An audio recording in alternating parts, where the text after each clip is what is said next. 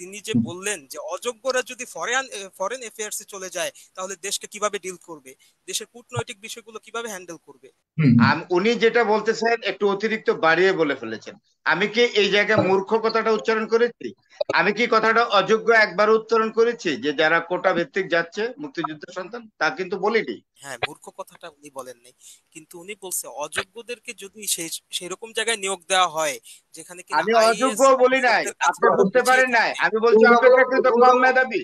শুনেন শুনেন খালিদ মাহমুদ, আমি বলছি অপেক্ষাকৃত কম মেধাবী, এবং মানে যারা মেধার তুলনামূলক ভাবে ভিত্তিতে কম যায় মেধাবী যারা। তাদের তুলনায় তারা কম যোগ্য, আমি এই রাইট কথা রাইট, বলেছি। ঠিক আপনি আছে। এইভাবে এটা বলবেন জারিফ না। মাহমুদ, আপনারা কিভাবে মেজার করলেন যে একজন মুক্তিযোদ্ধার সন্তান সে অমেধাবী হবে, অপেক্ষাকৃত কম মেধাবী আমি তারা তো হবে, এটা আপনি কিভাবে আমি তো মেজার করলেন? মুক্তিযোদ্ধার সন্তান, কি মুক্তিযোদ্ধার সন্তানরা কি কম মেধাবী হতে পারে না? হতে তো পারে, অবশ্যই হতে এটা তো পারে, আমি তো বাস্তবতা। আপনার কথাকে ডিনাই করছি না, আমি না যেটা বলছি আপনি যেটা তা বলেছেন আমি বলছি যে কেন না, আপনি যেটা ছোট বলছেন ভাই। আপনার আপনার কথাকে সাধুবাদ জানাই, কিন্তু আমি কিন্তু মূর্খ বলি নাই, অযোগ্য বলি নাই, এই শব্দগুলো অপপ্রচার। ফরহাদ হোসেন স্যার যিনি আছেন আর কি, তো উনি একটা কথা বললেন যে মুক্তিযোদ্ধা কোটায় যারা আসলে নিয়োগ হচ্ছে তারা মানে উনি এরকম ভাবে বিষয়টাকে উপস্থাপন করলেন যে যারা নিয়োগ হচ্ছে তারা 100% হচ্ছে অযোগ্য, বা তারা এক কথায় বলা যায় যে তারা আসলে মানে কি বলবো, তারা মূর্খ আর কি। মূর্খদেরকে সরকার নিজেদের, যারা নিজেদের পরিচিত আছে বা নিজেদের ফ্যামিলির আছে, নিজেদের মামা চাচার যারা ভাইগনারা আছে তাদেরকে নিয়োগ দিচ্ছে হচ্ছে এখন সরকার এই মুক্তিযোদ্ধা কোটার মাধ্যমে। হুম, মুক্তিযোদ্ধা সার্টিফিকেট দিচ্ছে যারা কিনা মুক্তিযুদ্ধ করে নাই, যারা মুক্তিযুদ্ধ করেন নাই, মুক্তিযুদ্ধ ধারের কাছেও ছিল না। এবং আমরা দেখতে পারি যে সংসদে একজন আছে আমাদের পার্লামেন্টে যেনার বয়স কিনা এখন বর্তমানে 52 চলছে, কিন্তু উনি আসলে মুক্তিযোদ্ধা। যাই হোক, এটা কিভাবে হয়েছে সেটা আমি জানি না। আমার বাবার বয়স বর্তমানে 71 বছর বয়স চলছে আর কি। হুম, এখন আমরা পরিবারে হচ্ছে আমরা দুই ভাই, ঠিক আছে। হুম, এখন আমার বড় ভাইয়ের কথা হচ্ছে সে আসলে এই চাকরি বাকরির প্রতি মোটেও ইন্টারেস্টেড না, এবং ছোটবেলা থেকে আমিও না। আমার বাবা আগে ব্যবসায়ী ছিলেন, ওনার হুম। মন মাইন্ড হচ্ছে উদ্যোক্তা হওয়া, এন্টারপ্রেনিয়র হওয়া, আচ্ছা। ঠিক আছে। হুম, হুম, এখন আমি আসলে পড়াশোনা করেছি গভর্নমেন্ট পলিটেকনিক্যাল ইনস্টিটিউট থেকে, ডিপ্লোমা ঠিক। কমপ্লিট করেছি ইলেকট্রনিক্স থেকে, ঠিক আছে। হুম, এখন আমি যখন ভর্তি হই তখন আমার বাবার মুক্তিযুদ্ধের সার্টিফিকেটটা ছিল না, ঠিক আছে। হুম, উনি আগে থেকে এইসব নিয়ে আসলে ভাবতেন না, মুক্তিযুদ্ধ করেছি হুম, দেশকে স্বাধীন করার জন্য, দেশের স্বার্থে। নিজের যদি স্বার্থ থাকতো তাহলে তার পরবর্তীতেই উনি সার্টিফিকেটটা যে কোনো ভাবে ইস্যু করার চেষ্টা করতেন, ঠিক আছে। হুম। কিন্তু সেটা শর্ট করে করে, নাই। হ্যাঁ বলুন। হুম, জি জি, অবশ্যই। তো আমার যখন মানে আমার ডিপ্লোমাটা শেষ হওয়ার পথে, তো তারপরে তার অনেক আগে থেকে আমার বাবা এটার জন্য আপিল করা শুরু করছে। তার ইচ্ছা যে তার যে কোনো একজন সন্তান গভর্নমেন্ট সার্ভিসে আসবে, দেশের জন্য কাজ করবে।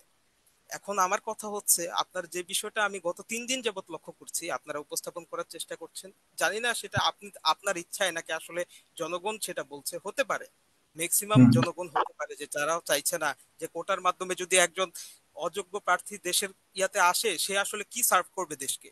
আমিও হুম, চাইবো না যে আমি যদি দেশকে সার্ভ করার মতো যোগ্য না হই তাহলে আমি হুম, কিসের জন্য আসবো গভর্নমেন্ট সার্ভিসে।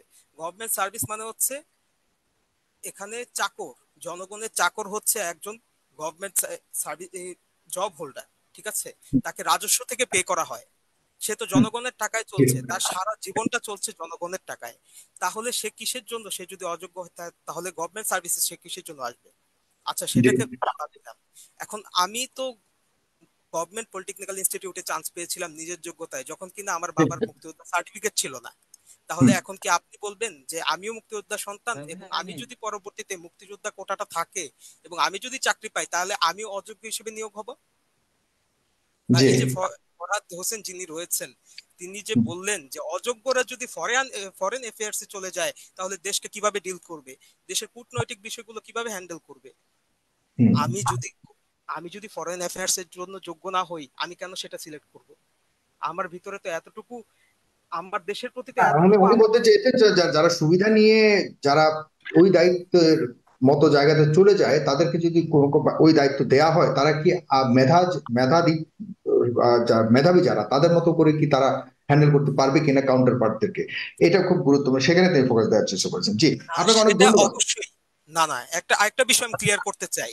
ডিপিএসসি বলেন বা আমি তো প্রকৌশল বিভাগ থেকে যেহেতু পড়েছি, আমি রিসেন্টলি আপনার 2টা জব এক্সাম দিয়েছিলাম আর কি, ঠিক আছে। আপনি আপনি কি কোটা, আপনিও কি কোটায় সুবিধা পেয়ে চাকরি নিয়েছেন, এরপরে গিয়ে এই ধরনের ফেজ কি আপনি মেধাবী না হওয়ার? না, আমি এখনো চাকরি পাইনি।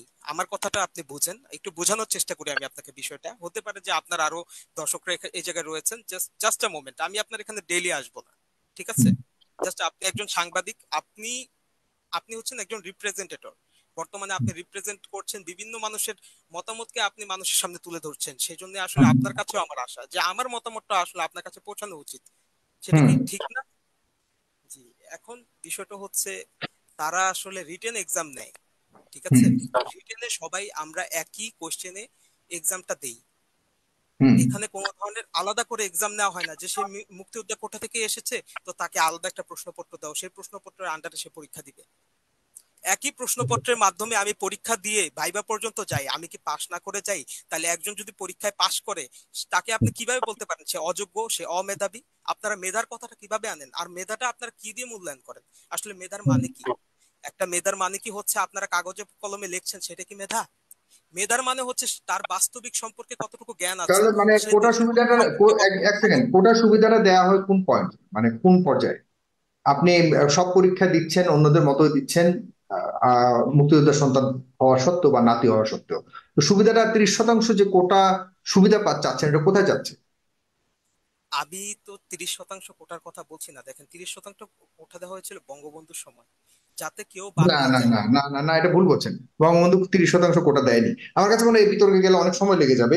আপনাকে ধন্যবাদ। আমি না আমি একটু এখানে, সাগর ভাই, জি এখানে বলার সুযোগ থাকবে না এই দর্শক। জি, ওনার নামটা যেন কি, যে একজন সম্মানিত মুক্তিযোদ্ধার জারিফ সন্তান, মাহমুদ, জারিফ আহ, মাহমুদ। নরসিংদী থেকে খালিদ মাহমুদ সাহেবের উদ্দেশ্যে একটু বলছি।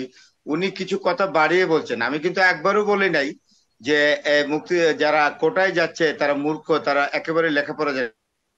অপেক্ষাকৃত তারা কম মেধাবী, এবং সেই জায়গায় আমি বলছি যে অপেক্ষাকৃত যারা কম মেধাবী তাদেরকে যদি কোটায় গ্রেস মার্কসটা দেওয়া হয়, কোটার ভিত্তিতে যে মার্কসটা পায়, অপেক্ষাকৃত কম সেই মেধাবী, লোকটা ফরেন তাদের মধ্যে সার্ভিসে গেলে, মেধাবী আছে, তাদের মধ্যে তো অবশ্যই মেধাবী হ্যাঁ আছে। ওরা আমি বলি, উপকৃত আপনি হওয়ার এই জায়গায় যোগ্যতার একটু সন্তান কথা, হওয়া মানেই না যে সাগর ভাই এখানে কথা বললেন হুম না, কারণ আমি হুম উত্তর দিচ্ছি দর্শকের। হুম হুম। উনি যেটা বলতেছেন একটু অতিরিক্ত বাড়িয়ে বলে ফেলেছেন। আমি কি এই জায়গায় মূর্খ কথাটা উচ্চারণ করেছি? আমি কি কথাটা অযোগ্য একবার উচ্চারণ করেছি যে যারা কোটা ভিত্তিক যাচ্ছে মুক্তিযুদ্ধের সন্তান, তা কিন্তু বলিনি। আমি বলছি অপেক্ষাকৃত কম মেধাবী, এগুলা কিন্তু অপপ্রচার হয় পরে। রাইট অপেক্ষাকৃত কম মেধাবীরা একটা গ্রেস মার্কস পায়। আমি রাইট এখানে রাইট শেষ রাইট করব। রাইট, সেই এক্স্যাক্টলি। মার্কসের ফলে সে যদি ফরেন সার্ভিস পায়, তাহলে তো যেই ছেলে মেধার ভিত্তিতে যাচ্ছে সে তো অন্য ক্যাডারে চলে যাচ্ছে, ফরেন সার্ভিসটা তার হচ্ছে স্পষ্ট, না। একদম স্পষ্ট, তখন গ্রেস ফরেন মার্ক সার্ভিস তো তখনই পাবে সে গুরুত্বপূর্ণ যখন। বিষয়, তাকে বিদেশে গিয়া, হ্যাঁ জি তাকে বিদেশে গিয়া দেশ রিপ্রেজেন্ট করতে হবে। আমি জি, ওই আপনাকে জায়গাটা আপনার বলছি, কথা এবং একদম তাও বলছি স্পষ্ট, আমি এটা কোটা আপনি একটু বিরোধী না। আগাইতে হবে। একদম স্পষ্ট আপনার কথা, তাও একদম বলছি আমি চমৎকার। কোটা বিরোধী না, আমি বলছি যে তাদেরকে অন্যভাবে দেওয়া হোক।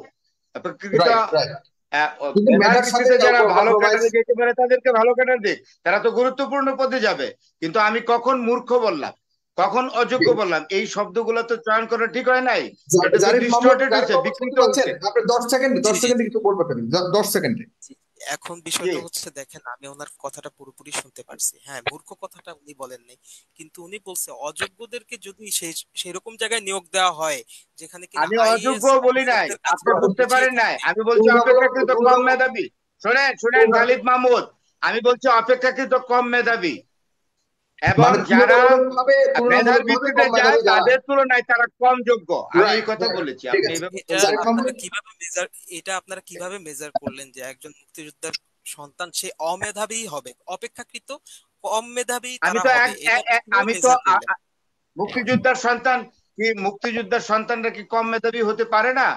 হতে তো পারে, অবশ্যই হতে এটা তো পারে, আমি তো বাস্তবতা। আপনার কথাকে ডিনাই করছি না। আমি না যেটা বলছি, আপনি যেটা বলেছেন আমি বলছি যে কেন না, আপনি যেটা বলছেন কোথায়। আপনার আপনার কথাকে সাধুবাদ জানাই, কিন্তু আমি কিন্তু মূর্খ বলি নাই, অযোগ্য বলি নাই, এই শব্দগুলো অপপ্রচার হবে। জি, এখন আপনাকে ধন্যবাদ। আপনি আমার জারিফ মাহমুদ, বক্তৃতাটা ভালো করে জারিফ শুনবেন মাহমুদ, আমার কাছে মনে হয় একটু পরে। এগিয়ে যাই। আপনাকে ধন্যবাদ যুক্ত হওয়ার জন্য। জারিফ মাহমুদ, আপনি জি, মুক্তিযোদ্ধার সন্তান, ভালো আপনি থাকবেন।